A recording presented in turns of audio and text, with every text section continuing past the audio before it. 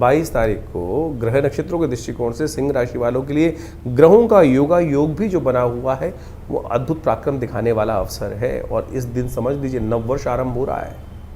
Actual नववर्ष दिवस भारतीय संस्कृति के दृष्टिकोण जो स्कंद पुराण में वर्णित है, अद्भुत योग लेकर आती है। ये प्रतिपदा जो है कार्तिक के शुक्ल पक्ष की प्रतिपदा, और इसका योग आपकी राशि के दृष्टिकोण से दिखा रहा है कि यदि आप सही दिशा में सही दिशा में आपने कार्य किया तो वो चीज़ें आपकी अच्छी होंगी। और एक बात ध्यान रखना, इस दिन वो योग बनता है कि जो विशेष तौर पर जैसा इस दिन योग बनेंगे आने वाले 365 दिन वैसा ही घटनाएं आपके साथ घटेंगी, वैसा ही योग आप बना सकते हैं।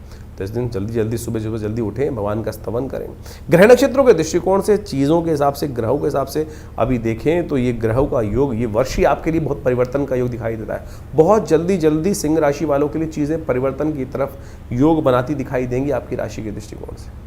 बृहस्पति का परिवर्तन का प्रभाव थोड़ा सा आपको बैलेंस करके चलना पड़ेगा।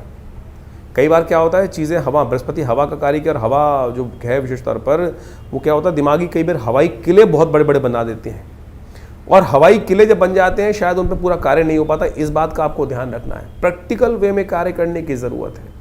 यदि धरा पर रहकर, विचारों को धरा पर रखकर प्रैक्टिकल अप्रोच के साथ काम करोगे तो चीज़ें आपके लिए बहुत अच्छी हो सकती हैं। इस बात को आपको अच्छे से ध्यान रखते हुए कार्य करने की ज़रूरत है। इस दिन अन्नकूट का सुंदर योग है। नववर्ष भी आरंभ हो रहा है। गुजरात इत्यादि में आज भी परंपरा है कि कार्तिक कृष्ण पक्ष की प्रतिपदा को नववर्ष के रूप में मनाया जाता है। भगवान कृष्ण की सुंदर उपासना की जाती है और ये दिन अद्भुत योग लेकर आता है। इस दिन जैसा जैसा आप करेंगे, जैसा जैसा आपके साथ होगा, पूरे वर्ष उसी प्रकार का योग बन सकता है। तो अच्छे रेजोल्यूशन, आमतौर पे लोग कहते हैं ना, नए साल के दिन से अच्छी बातें सोचनी चाहिए, गलत काम नहीं करना चाहिए, अच्छे कपड़े पहनने चाहिए, सुंदर भाव सोचना चाहिए, वो हम 1 जनवरी के साथ जोड़ देते हैं।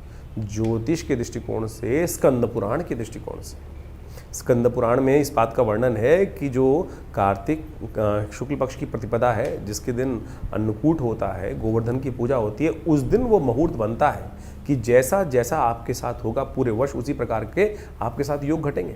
तो इसलिए आनंद भाव से परमात्मा का सुंदर स्मरण करें, जल्दी उठें, भगवान का स्मरण करें, माता पिता का आशीर्वाद लें, गुरुजन का आशीर्वाद लें, और उस दिन भगवान कृष्ण का सुंदर पूजन करना चाहिए।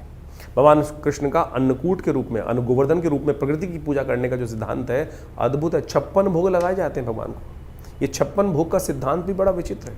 कहा जाता है कि भगवान ने 7 दिन तक, 8 पहर हर रोज़ होते हैं, 7 दिन तक भगवान ने अपने जो कनिष्ठिका उंगली के ऊपर पूरे पर्वत को उठा के रखा। तो इसलिए उनको 56 भोग लगाए जाते हैं। 7 × 8 करेंगे तो 56 आएगा। तो ये 56 भोग जो लगाए जाते हैं आनंद भाव से संपूर्ण समर्पण है भगवान के प्रति कि भगवान अपने भक्तों की सदा रक्षा करते हैं।